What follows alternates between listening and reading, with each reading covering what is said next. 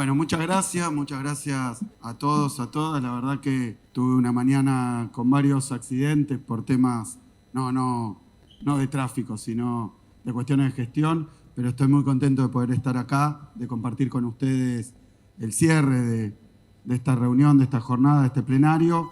Quiero primero felicitar, agradecer al CFI por el trabajo que hacen en todos los planos, pero particularmente por esta actividad que permite poner a la formación asociada a la gestión y a la política y hacerlo de una manera federal, de una manera inclusiva. Quiero agradecer a los participantes de todas las provincias argentinas, por supuesto con el corazoncito bonaerense, a todos los pibes y pibas de nuestra provincia, valorar el proyecto que presentaron, un proyecto productivo, un proyecto que tiene que ver con la inclusión también de sectores que les cuesta. Así que, bueno, dicho todo esto y porque el tiempo es limitado, voy a ir a lo que me preguntaba recién Ignacio. Bueno, varias reflexiones. Primera reflexión, lo que tiene que ver con la formación. Ahí veía un poco en la ficha que me dieron que muchos de ustedes terminaron la universidad, otros la están cursando en todos los extremos, en todas las latitudes y longitudes de nuestra República.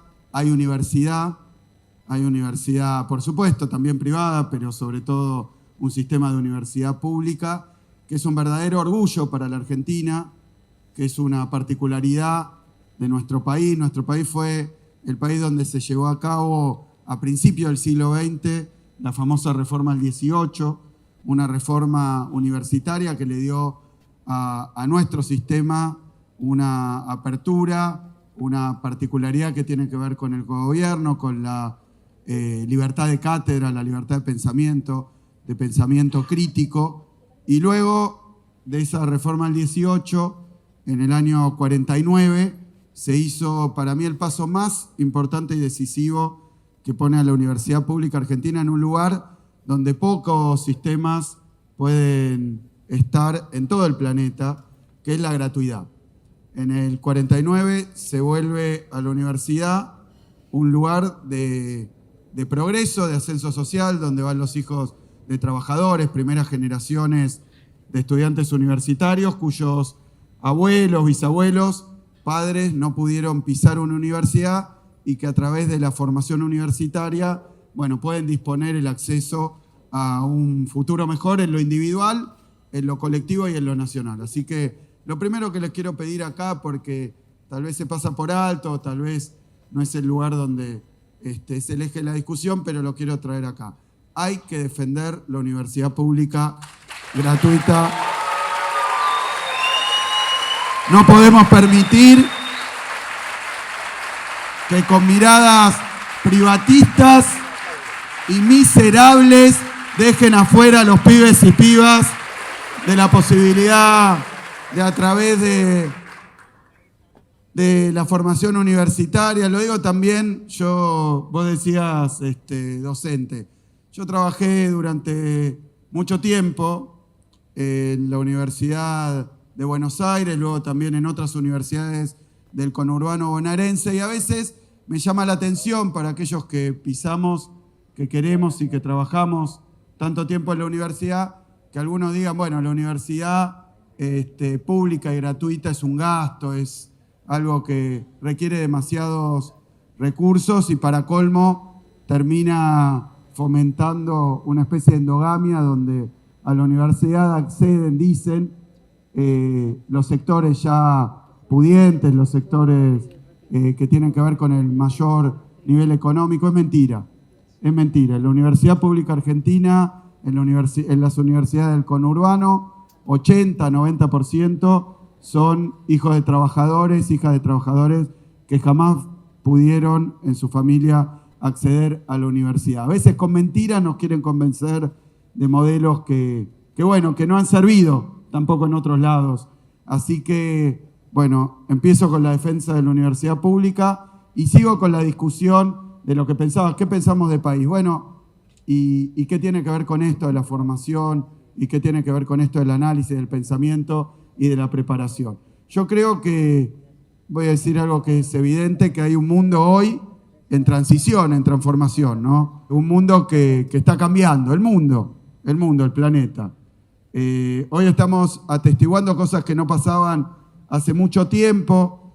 Yo recuerdo cuando empecé la formación en la Universidad de Buenos Aires, estudiando economía, para la licenciatura en economía, que había una serie de postulados, una serie de recetas que se habían consolidado como lo que había que hacer en todos los países del mundo, pero particularmente en los países del tercer mundo, en los países como el nuestro, en vías de desarrollo, los países subdesarrollados, los países dependientes, tenían que aplicar un conjunto de recetas que estaban escritas y que si se seguía adelante con ese manual, si se aplicaba esos, no consejos, sino prácticamente imperativos, entonces los países se iban a desarrollar.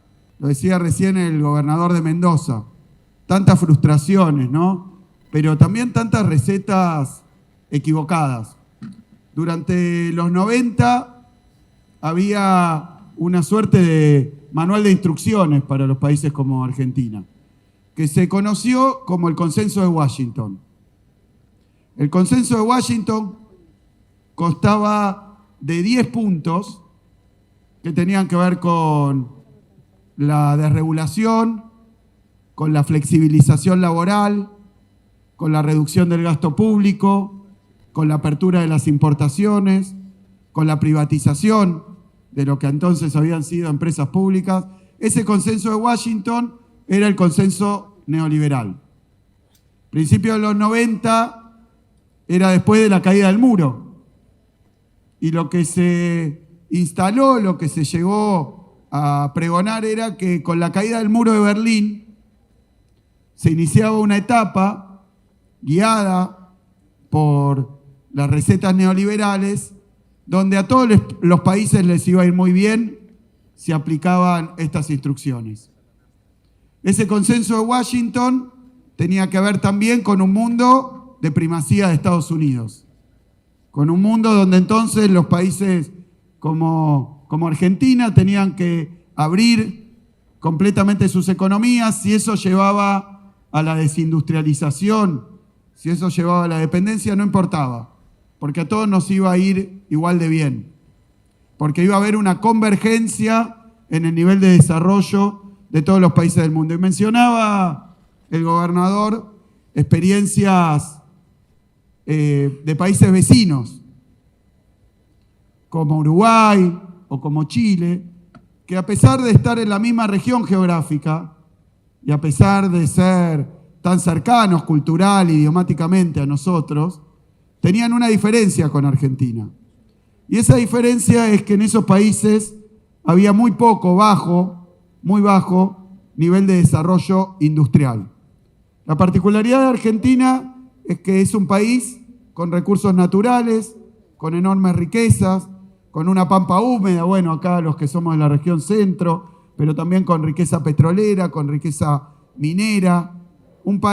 Países que tienen en su subsuelo o en su superficie condiciones naturales a veces privilegiadas que le permiten producir materias primas necesitadas y a veces codiciadas por las grandes potencias, por el centro productivo del planeta. Pero Argentina, por su historia, por su trayectoria, que incluye desde la inmigración en las épocas conservadoras de la Argentina, pero también incluye procesos de desarrollo industrial que nos llevaron a tener una matriz productiva mucho más diversificada que otros países vecinos.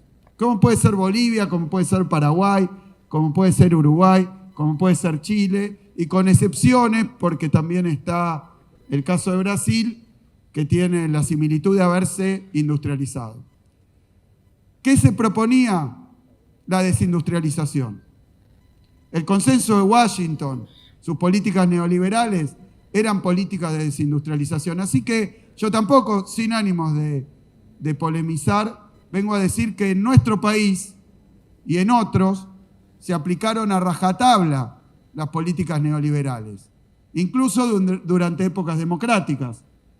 Pero cuando se llevaron adelante esas políticas neoliberales de apertura indiscriminada, cualquier semejanza con la actualidad, donde se presentan como cuestiones novedosas, como programas austríacos, pero la verdad es que esto ya se probó en la Argentina. Ya se probó en la Argentina. Con la universidad, los intentos de arancelarla, de privatizarla. Y con el sistema productivo de la Argentina, bueno, a través de la apertura, la privatización, a partir de la dependencia estructural del país, a través de la subordinación a intereses externos, también se intentó aplicar esas políticas. ¿Cuál fue el resultado? Me parece que en una perspectiva histórica, el resultado fue más pobreza, desigualdad y destrucción de capacidades en la Argentina. Hoy yo quiero decirlo con todas las letras. La provincia de Buenos Aires es una provincia productiva. Es la más poblada, es una provincia que tiene también grandes desigualdades, pero es también una provincia que tiene un sistema productivo que tiende a ser, y puede serlo potencialmente, mucho más integrado. No alcanza en un país con tener riquezas derivadas de los productos naturales y venderla al precio internacional para alcanzar el desarrollo. ¿Cuál es la clave para el desarrollo nacional?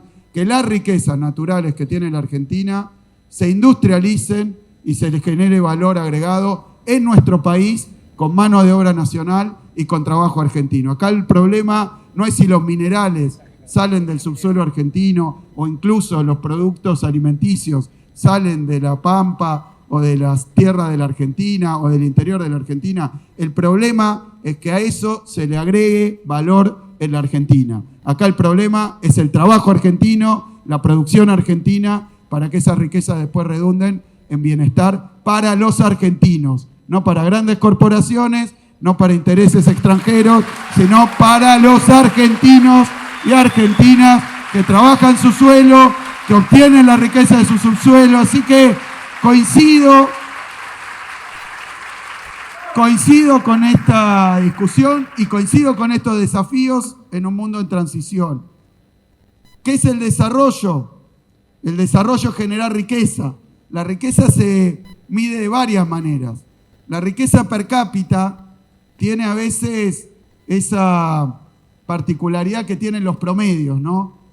En la facultad, cuando estudiábamos estadística, nos decían que el promedio tiene esta peculiaridad, ¿no? Si mi vecino o el vecino de alguien tiene 2 autos y el que está hablando no tiene ninguno, el promedio indica que cada uno tiene un auto, ¿no? Porque es 2 dividido 2. Pero la realidad es que hay una concentración absolutamente inequitativa de los recursos.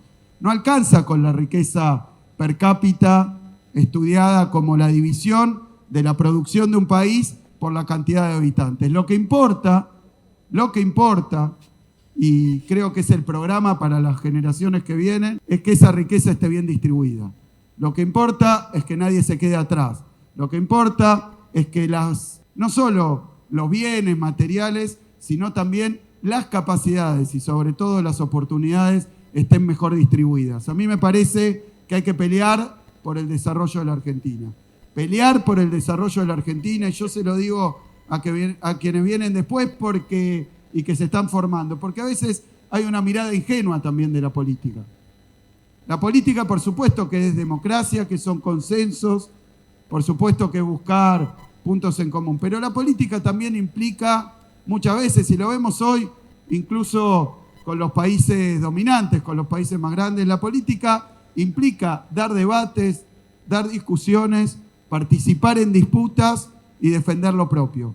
A veces en política hay que dar profundos debates y a veces en política hay que llevar adelante enormes luchas, porque la política se trata no solo de encontrar consensos en las ideas, sino de dirimir a través de las instituciones, a través de nuestras posibilidades, a través de la organización, dirimir conflictos.